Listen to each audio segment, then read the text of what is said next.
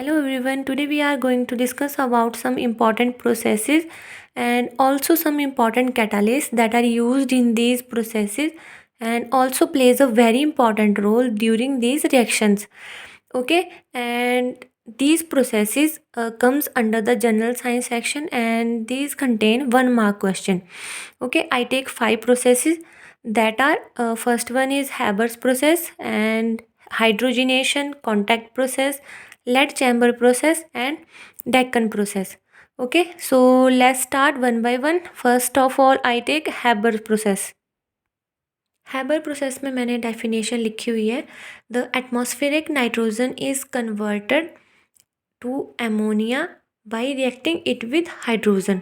Okay, so Haber process क्या बोलती है कि जो गैसेस नाइट्रोजन होती है, एटमॉस्फेरिक नाइट्रोजन, वो कन्वर्ट होती है किस में?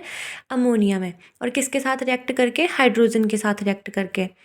ओके, हम इसकी रिएक्शन भी देखेंगे.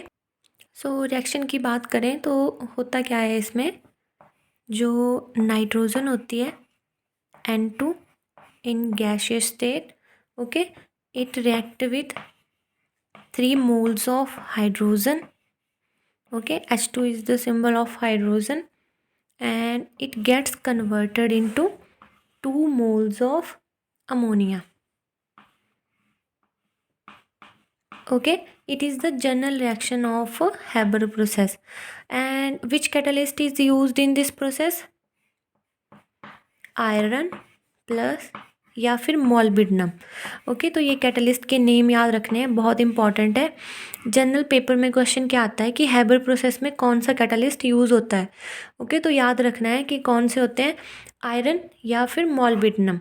ओके, और अगर ऐसे पूछ लिया जाए कि ये रिएक्शन कैसी होती है तो याद रखना है कि it is a exothermic reaction.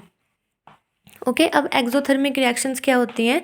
अगर मैं इसकी सिंपल सी डेफिनेशन बताऊं तो जिन रिएक्शंस में एनर्जी का रिलीज़ होता है, या फिर हम नॉर्मल बोल सकते हैं कि जब एनर्जी रिलीज़ होती है तो उस रिएक्शन को हम क्या बोलते हैं? Exothermic reaction. ओके, तो याद रखना है कि जो हैबर प्रोसेस है उसमें जो अमोनिया की फॉर्मेशन होती है तो वो कौन सी रिएक्शन है?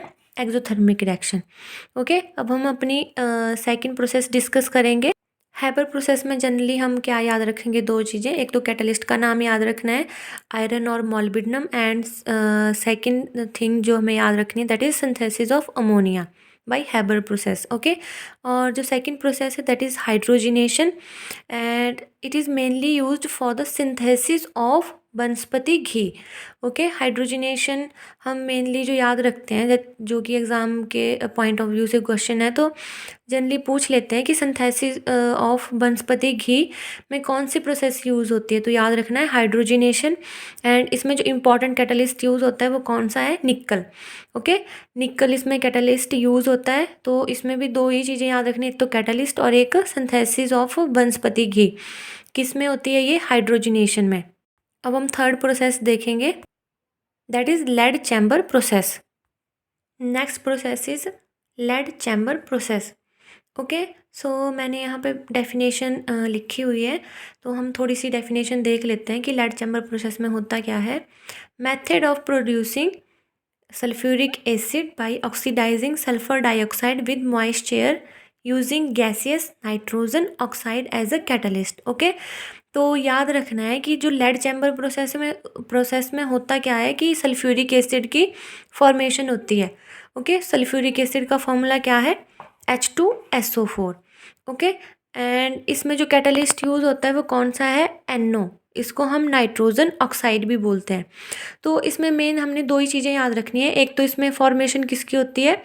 सल्फ्यूरिक एसिड की. हम बोल सकते हैं कि ये मैन्युफैक्चर ऑफ सल्फ्यूरिक एसिड में यूज़ होता है. और इसमें कैटलिस्ट कौन सा यूज़ होता है? NO. सिंबल ऐसा इसका NO है और नेम इसका क्या है? Nitrogen oxide. Okay, next process है कॉन्टैक्ट प्रोसेस. तो सेम इसमें भी सिंथेसिस करते हैं हम किसमें? इसकी सल्फ्यूरिक एसिड की. ओके, तो इम्पॉर्टेंट इसमें ये याद रखना है कि कॉन्टैक्ट प्रोसेस में हम क्या करते हैं? सिंथेसिस करते हैं किसकी? सल्फ्यूरिक एसिड की. और इसमें कैटलिस्ट कौन सा यूज़ होता है? प्लेटिनम. ओके, प्लेटिनम का सिंबल Pt होता है. तो ये सिंपल सी प्रोसेस है, तो इसमें बस इतना सा याद रखना है, एक तो सिंथेसिस और एक कैटलिस्ट. नेक्स्ट जो प्रोसेस है fifth, that is Deccan process. Okay, अगर मैं इसकी डेफिनेशन बताऊँ थोड़ी सी, तो डेक्कन प्रोसेस में होता क्या है, the process to obtain chlorine gas by oxidising hydrogen chloride gas with oxygen in the presence of copper 2 chloride as a catalyst at 723 kelvin temperature. Okay, इसमें अगर मैं सिंपल सी डेफिनेशन बोलूँ तो हम क्या करते हैं, प्रेपरेशन करते हैं किसकी, क्लोरीन गैस की। ओके, किसकी प्रेजेंस में, कॉपर 2 क्लोराइड की प्रेजेंस में एज अ कैटलिस्ट। ओके, अगर मैं इनका फॉर्मूला बताऊँ तो वो ऐसे है, HCl जो है वो एक गैस होती है, ठीक है। तो हमने डेफिनेशन में देखा कि HCl गैस यूज़ की जाती है, और कॉपर 2 क्लोराइड का मतलब है CuCl2। ओके, कॉपर 2 मतलब कॉपर की +2 ऑक्सीडेशन स्टेट है, एंड टेम्परेचर कितना बोला इस रिएक्शन में, 723 केल्विन। ओके, लास्ट में एक इम्पॉर्टेंट पॉइंट था, that is in the preparation of ether from alcohol. In the preparation of ether from alcohol कौन सा कैटलिस्ट यूज़ किया जाता है, हॉट Al2O3।